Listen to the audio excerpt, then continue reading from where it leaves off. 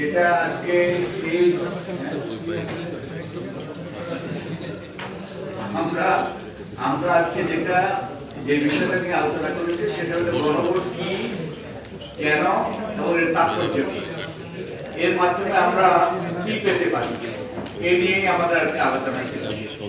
এই আলোচনাটা আমরা শুরু করেছিলাম একটা প্রাথমিক বক্তব্যের মাধ্যমে, একটা সূচনা বক্তব্যের মাধ্যমে। 2026 কি এবং কেন সুজন সুশাসনের জন্য জনগণের গণভোট নিয়ে আলোচনা করছি এবং সেটাই আমরা গণভোটের সরকারের এবং তাদের তিনটা অগ্রাধিকার, একটা হলো নির্বাচন, একটা গণতন্ত্র, একটা নির্বাচন, একটা সংস্কার, একটা বিচার চলছে এবং আমাদের নির্বাচনটা হবে আগামী 12 ফেব্রুয়ারি। এখন সংস্কার, তো এই সংস্কার যাতে আমাদের বাস্তবায়িত হয় এবং কি সংস্কার হবে সেটা যাতে নির্ধারিত হয়, সেই জন্য সরকার প্রথমেই 6টা সংস্কার কমিশন গঠন করেছে। এই 6টা সংস্কার কমিশনের মধ্যে অন্যতম হল নির্বাচন ব্যবস্থা সংস্কার কমিশন, সংবিধান সংস্কার কমিশন এবং দুর্নীতি দমন সংস্কার কমিশন।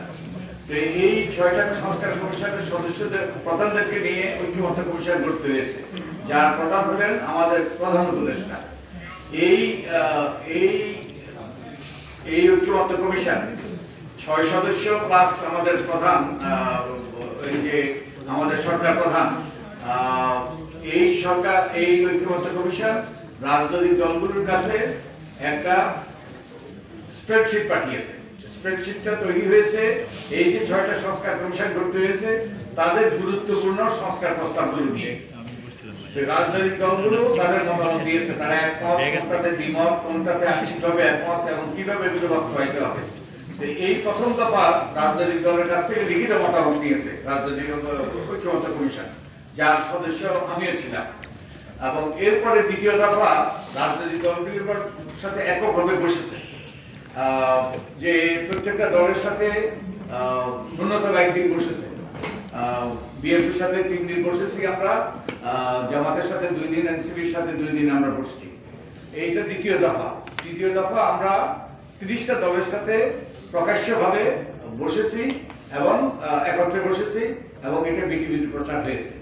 এই বিটিভিতে প্রচারের ভিত্তিতে প্রচার হয়েছে।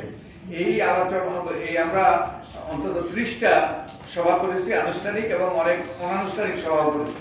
তার ভিত্তিতে 84টা ক্ষেত্রে রাজনৈতিক দলগুলোর সাথে ঐক্যমত্য কমিশনের আলোচনার ভিত্তিতে 84টা বিষয় ঐক্যমত্য সৃষ্টি হয়েছে, যেটা এই জুলাই জাতীয় সনদে অন্তর্ভুক্ত রয়েছে এবং এটা রাজনৈতিক দলগুলো স্বাক্ষর করেছে। এই 84টা বিষয়ের মধ্যে 48টা হলো সংবিধান সংস্কার সংক্রান্ত। প্রত্যাশার দিক থেকে আচ্ছা, ঠিক আছে। হ্যাঁ, তো আমরা যেটা এই 48টা নিয়ে এখন গণভোট হবে। এই গণভোটে মানুষের এই 48টা একটা প্যাকেজ, তাকে 4 ভাগে ভাগ করা হয়েছে। এই 4 ভাগে ভাগ করা সত্ত্বেও মানুষের একটাই ভোট দেওয়ার সুযোগ থাকবে, হয় হ্যাঁ না হয় না। আমরা একটা পাওয়ার প্রেজেন্টেশন করেছি, উপস্থাপন করেছি এবং আপনাদের কপি দেওয়া হবে। তো আমরা যেই আকাঙ্ক্ষা আমরা ব্যক্ত করেছি শেষে, সেই আকাঙ্ক্ষা হলো নাগরিক হিসাবে আমরা আশা করি যে রাজনৈতিক দলগুলো জুলাই জাতীয় সনদ 2025 বাস্তবায়নে তাদের উপরোক্ত অঙ্গীকারগুলো পরিপূর্ণভাবে বাস্তবায়ন করবে। তাদের কাছ থেকে অস্পষ্টতা বা বেছে বেছে প্রয়োগের আর গ্রহণযোগ্য নয়। আমরা চাই স্পষ্টতা, স্বচ্ছতা ও জবাবদিহিতা। জুলাই জাতীয় সনদ জনগণের রাজপথের আন্দোলন, বিপুল আত্মত্যাগ ও দীর্ঘদিনের বঞ্চনাপ্রসূত হতাশার বিপরীতে রাজপথের ঐক্যের প্রতীক হয়ে জন্ম নেয় একটা সামাজিক চুক্তি। এর প্রতি আন্তরিক অঙ্গীকার ছাড়া গণতান্ত্রিক সমাজ বিনির্মাণ ও রাষ্ট্র পুনর্গঠন সম্ভবপর নয়। জুলাই জাতীয় সনদের প্রস্তাবনাগুলো রাজনৈতিক বিভাজনের ঊর্ধ্বে উঠে সংস্কারের একটি গুরুত্বপূর্ণ ভিত্তি তৈরি করেছে। তাই সংবিধান সংশোধন সংক্রান্ত 48টি ইস্যুতে রাজনৈতিক দলগুলোর মধ্যে যে ঐক্যমত্য প্রতিষ্ঠিত হয়েছে, সেগুলোর উপর আসন্ন গণভোট জনগণকে হা না কি না ভোট দিতে আহ্বান করবে, তা রাজনৈতিক দলগুলোর কে স্পষ্ট করতে হবে, অর্থাৎ রাজনৈতিক দলগুলোকে তাদের অবস্থান সুস্পষ্ট করতে হবে, তারা হায়ের পক্ষে না নায়ের পক্ষে। এছাড়া জুলাই সনদের অন্য 36টি সংস্কার প্রস্তাব যেগুলো আইন বা বিধি কিংবা নির্বাহী আদেশে